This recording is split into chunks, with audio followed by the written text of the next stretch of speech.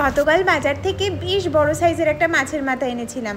সেটা আর কালকে বানানো হয়নি, ও বলেছিল মুগ ডাল দিয়ে বানাতে।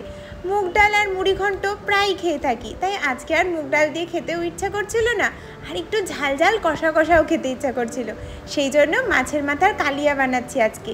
তবে এই রেসিপিটা সম্পূর্ণভাবে আমার দিদার, এত সুন্দর দিদা বানায়। আর এখন এরকম কালিয়া জানি নেটে অনেকই পাবে, তবে আমি তাও তোমাদের সাথে শেয়ার করছি যে একবার যারা মাছের মাথার কালিয়া বানাওনি একবার বানিয়ে দেখো। মাছের ঝোল, মাছের মুড়ি ঘন্ট, মাছের মাথা দিয়ে মুগ ডাল সব ভুলে যাবে। মাছের মাথাগুলোকে সবসময় নুন হলুদ দিয়ে একদম কড়া করে ভাজবে। আর ওইদিকে বেশ খানিকটা রসুন একটু থেতো করে রাখছি, আর পেঁয়াজগুলোকে কুচিয়ে নিয়েছি। গুঁড়ো মশলার মধ্যে ধনে জিরে এটাকে একটু শুকনো খোলায় বেশ কড়া করে ভেজে নিয়ে ভালো মতো গুঁড়ো করে নেবে। এই গুঁড়োটা তোমরা আলাদাও ইউজ করতে পারো, তবে ভাজা গুঁড়োটাই বেশি ভালো লাগে।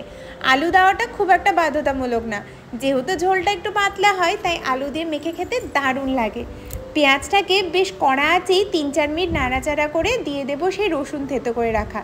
এখানে কিন্তু কোনো আদা বা কিচ্ছু ইউজ হচ্ছে না, সেই জন্য রসুনটা একটু বেশি পরিমাণেই দেব। আর হ্যাঁ, রসুনটা থেতো করেই দেব, রসুনটা কিন্তু বাটা দেব না। গুঁড়ো মশলার মধ্যে একটু লঙ্কা গুঁড়ো, হলুদ, লবণ আর সেই ভাজা মশলা ভালো করে নাড়াচাড়া করে কাঁচা লঙ্কা একটু কুচি করে দিয়েছে, যেটা দেখাতে ভুলে গেছি।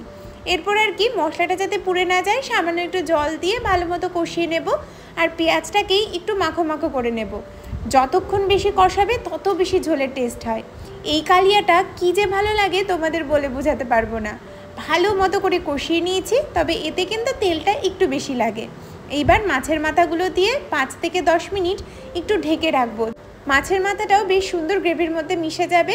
একদম টান টান হয়ে আসলে গরম জল দিয়ে 10 মিনিট ঢেকে একটু মাখো মাখো করে নামাতে হবে।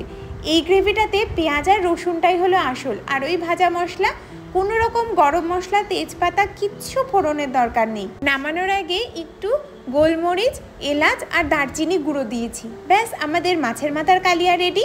এই কালিয়াটা একবার বানিয়ে দেখো, ছোট মাছের মাথা হোক বা বড় মাছের মাথা, এর সাথে স্বাদের কোনো তুলনাই হয় না। আমার তো একদম অনুষ্ঠান বাড়ির মাছের কালিয়ার মতো লাগে। আর হ্যাঁ, এই তো ছিল দুপুরের রান্না, তবে সাথে একটু তরকারিও বানিয়েছিলাম। ভাত বসিয়ে দিলাম। আর আমরা যারা যারা বাড়ির কাজে ব্যস্ত থাকি তারা মনে হয় ঘড়ির সময়ই দেখতে পাই না। কি করে যে সময়গুলো কেটে যায়, এক গাদা বাসন হয়, সেগুলো সব কিছু ধুয়ে মুছে নিজেকে পরিপূর্ণভাবে পরিষ্কার করে একটু রেস্ট নিয়ে আবারও কাজে ফেরার পালা। সামান্য একটু বসে থেকে জল খেতে খেতে দেখি ভাত হয়ে গেছে। ততক্ষণে রান্নাঘর পরিষ্কার করে ধুয়ে মুছে রেখে দিয়েছি, আর ঘরটাও গুছিয়ে নিয়েছিলাম। মাছের মাথার কালিয়াটা তোমাদেরকে জাস্ট একবার দেখাচ্ছি কতটা দুর্দান্ত হয়েছে। রসুনের একটু সোদা সোদা গন্ধটা কী যে ভালো লাগে এই কালিয়ার মধ্যে। একবার এইভাবে বানিয়ে দেখো।